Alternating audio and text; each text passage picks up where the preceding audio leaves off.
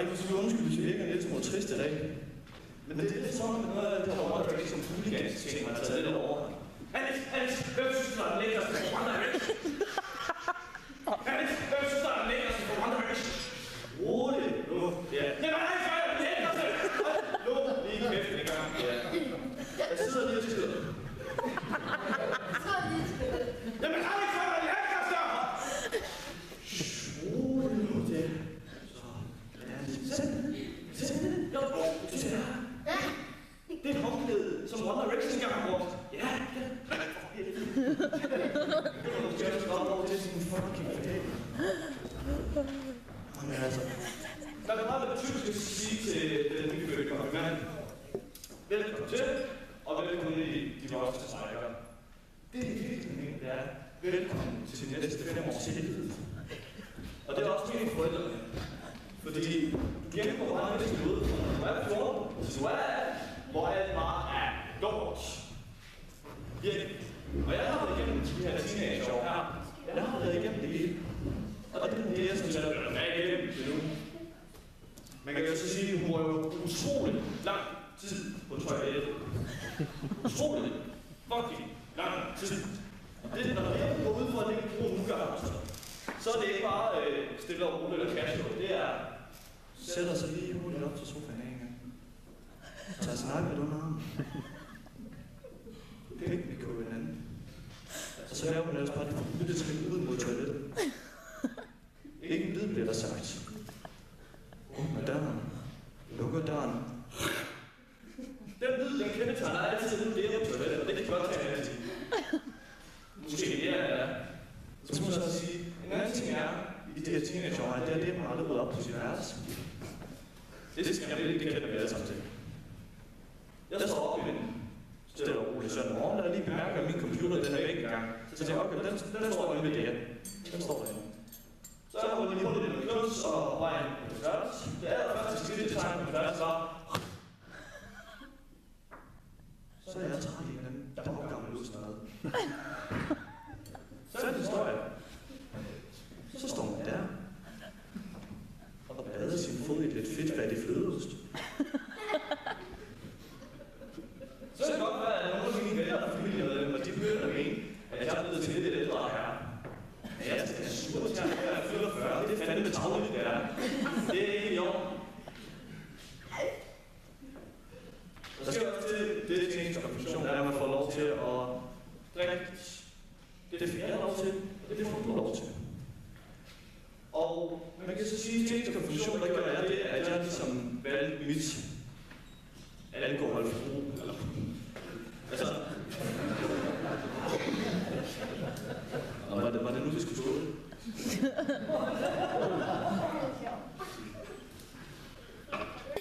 Jeg fik ligesom en idé om, hvad kunne jeg godt lide dengang, jeg blev konfirmeret. Var det lidt rødvin? Var det lidt øl? Research? Drinks? Som Pink Pussy?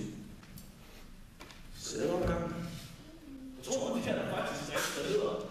Eller bare helt til røde safterne og hvedebøsser. Eller pølser!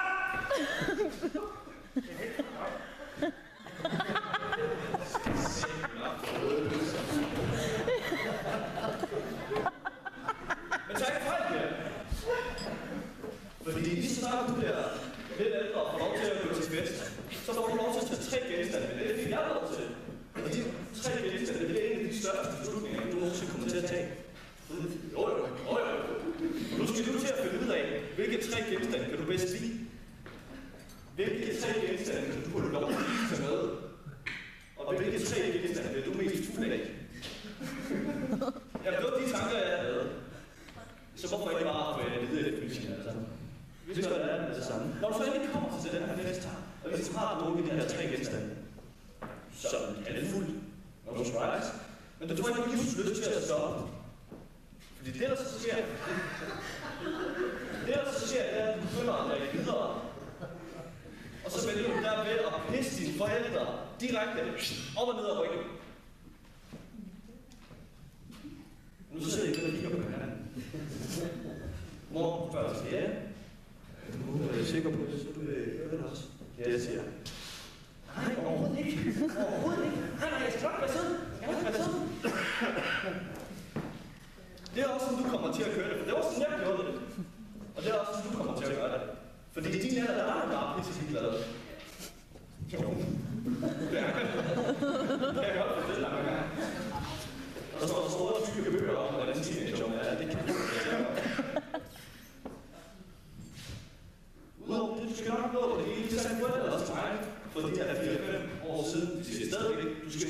Nå, det hele. Du skal nok gå og ryge smøger og drikke dig fuld, men så skal du komme med tømmermænd på arbejde og kysse med tilfældige mennesker, du ikke kan se før, så meget livet overhovedet har lyst til. Alt det har jeg været igennem. Og det skal du nok også nå på et eller andet tidspunkt. Jeg har for eksempel Ian Branders lige kastet op og vælger at også lave en video bagefter. Vi tager det heller roligt den aften. Jeg har prøvet alle mine bedste ven og 3 af hans veninder at blive tilbudt en 5-kasse.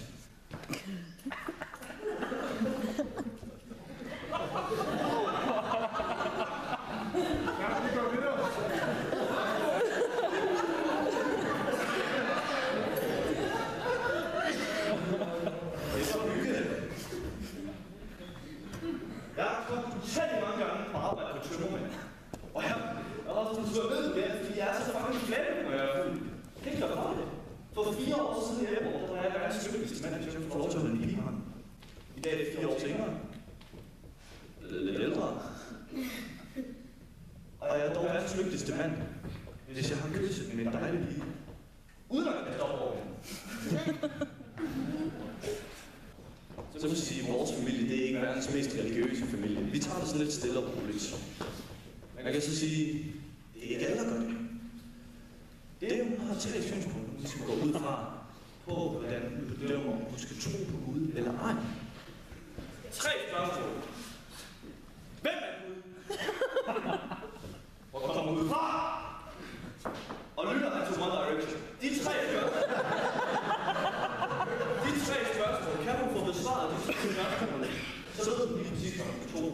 Jeg er så smuk kalder agnostiker, hvilket betyder, at jeg tror ikke helt på Gud. Jeg benægter heller ikke, at hverken julemand nu er lagt op i himlen.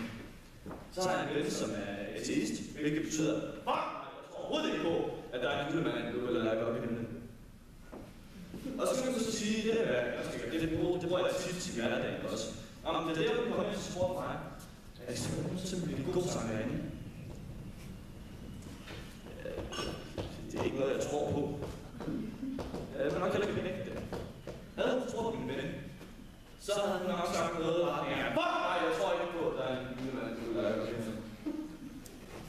Havde hun troet på en buddhist derimod, så havde han nok bare kigget dybt ind i øjnene og visket til hende. Du er en hellig gro.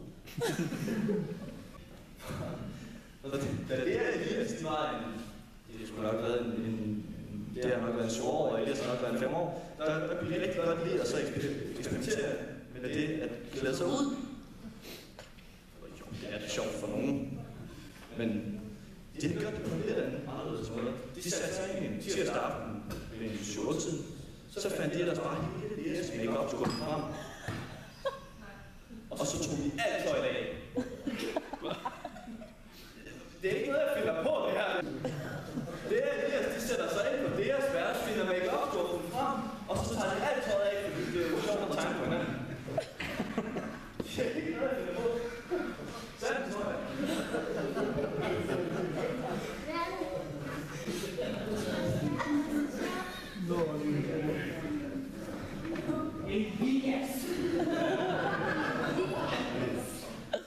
Jamen, så er de sådan nogle afskåret Moneyfix, det er fint nok. Og hvad var det så, vi havde? Jo, så havde vi en sang også. Fantastisk. Nu kommer jeg lige ned og deler rundt. 2 sekunder. Vi får lidt ventemusik. Må jeg få noget pøls?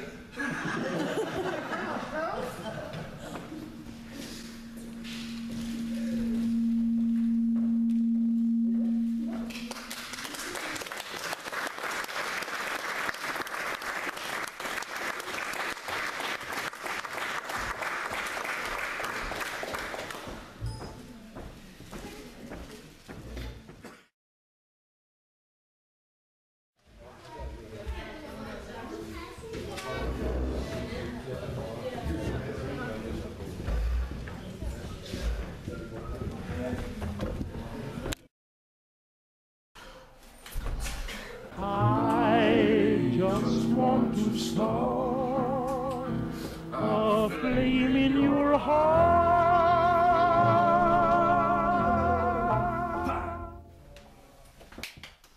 Stop. Det er bare...